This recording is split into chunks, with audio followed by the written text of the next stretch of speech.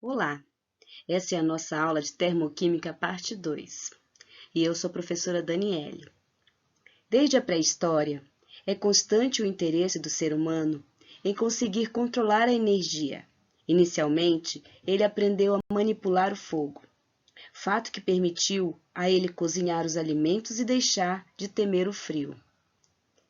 Mais tarde, o fogo foi utilizado para moldar metais e construir armas, mudando a história das batalhas. Atualmente, a dependência das várias formas existentes de energia é cada vez maior, seja para uso industrial, seja em ambiente doméstico. Percebe-se que não seria uma tarefa fácil se hoje fosse necessário abdicar das facilidades que o uso da energia traz para o dia a dia. A termoquímica estuda a energia, na forma de calor, envolvida nas reações químicas e nas mudanças de estados físicos das substâncias. O estudo da produção e transferência de calor é essencial na química. A quantidade de calor produzida é fundamental na hora da escolha de um composto como combustível ou alimento. Será visto ainda nessa aula que a energia é liberada em algumas reações químicas e exige para que outras aconteçam. Fenômenos estudados pela termoquímica. A termoquímica ocupa-se do estudo quantitativo das variações térmicas que acompanham as reações químicas e as mudanças de estados físicos.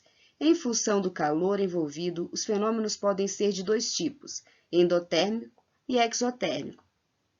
O prefixo endo significa para dentro e o prefixo exo para fora. Fenômenos endotérmicos. Os fenômenos endotérmicos precisam de calor para ocorrer, absorvendo-o do ambiente. Por exemplo, para que a água entre em ebulição, ela deverá receber calor do meio externo. A ebulição da água é, portanto, um fenômeno endotérmico. Então, o endotérmico é a reação que absorve calor. A ebulição da água pode ser representada por meio da seguinte equação química: H2O líquido mais calor vai gerar então H2O vapor, ou H2O líquido gera H2O vapor menos calor. Fenômenos exotérmicos são aqueles que liberam calor para o meio ambiente. Por exemplo, a água, ao se condensar e passar para o estado líquido, libera calor para o meio ambiente sob a forma de vapor. A condensação da água é, portanto, um fenômeno exotérmico. A condensação da água pode ser representada da seguinte forma: H2O vapor gera H2O líquido mais calor. Mudança de estados físicos e os processos endotérmicos e exotérmicos. Observe o seguinte: do sólido para o líquido, do líquido para o gasoso, ocorre então a absorção de calor, então o processo é endotérmico. Já do gasoso para o líquido, que é a forma da condensação, do líquido para o sólido, que é a forma da solidificação, ocorre liberação de calor. Então, o processo é exotérmico. Entalpia e variação de entalpia. O calor, como se sabe, é uma forma de energia e, conforme a lei da conservação da energia, ela não pode ser criada nem destruída. Pode apenas ser transformada de uma modalidade para outra. Em vista disso, pode-se concluir que a energia liberada por uma reação química não foi criada, pois ela já existia antes, armazenada nas moléculas dos reagentes sob outra forma. A energia absorvida por uma reação química, por sua vez, permanece no sistema, armazenada nos produtos, também de forma diversa. Cada substância armazena certo conteúdo de energia, que será alterado quando essa substância sofrer uma transformação.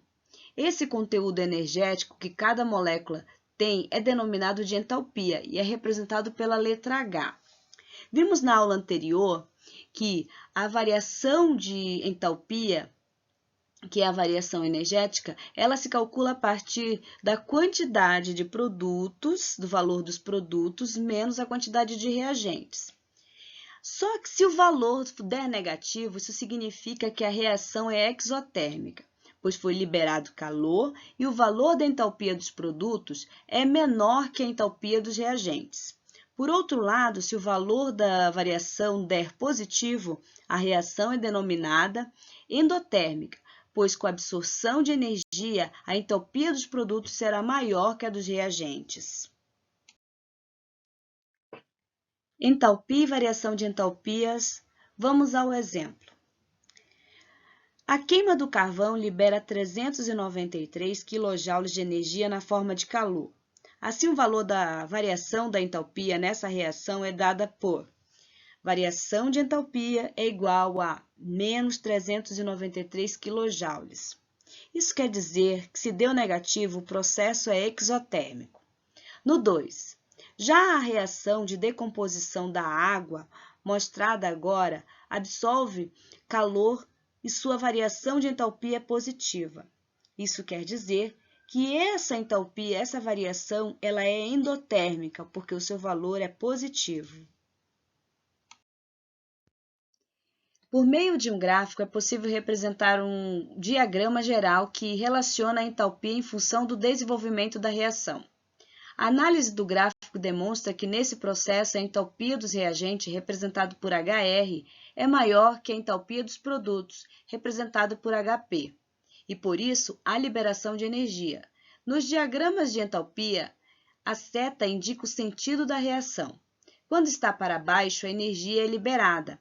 Então, a variação de entalpia é negativa. Um sistema composto de H2 gasoso, O2 gasoso, por exemplo, tem mais energia interna que um sistema composto por H2O líquido.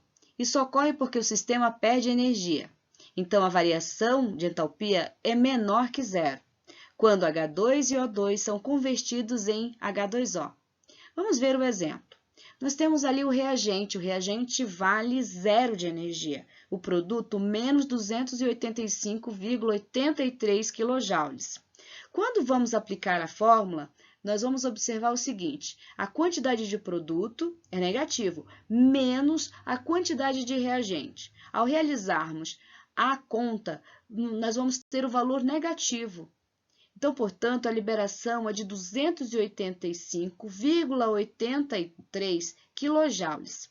Assim, então, seu valor é negativo, portanto, é um processo exotérmico. O diagrama geral para essa reação indica que a entalpia dos produtos, representado por HP, é maior que a entalpia dos reagentes, representado por HR, e por isso há absorção de energia. Quando a seta em um diagrama de entalpia está para cima, a energia é absorvida. Então, nós temos a variação de entalpia é positiva. Ao contrário da reação de formação da água, apresentada anteriormente com o exemplo da reação exotérmica, a decomposição dessa substância é um processo endotérmico. Vejamos o exemplo. O HR, que é a variação do reagente, apresenta menos 285,83 kJ, produto igual a zero. Agora, vamos aplicar a forma em que a variação do produto menos a variação do reagente. Nós temos, então, 0 menos 285,83. O resultado será 285,83 positivo. A absorção, então, de 285,83 kJ. E o valor é positivo, então, isso quer dizer que é um processo endotérmico. Aqui finalizamos a termoquímica, a aula parte 2, em que falamos sobre os processos de entalpia na variação de entalpia e os processos endo- e exotérmico. Na próxima aula teremos mais tipos de entalpia. Obrigada!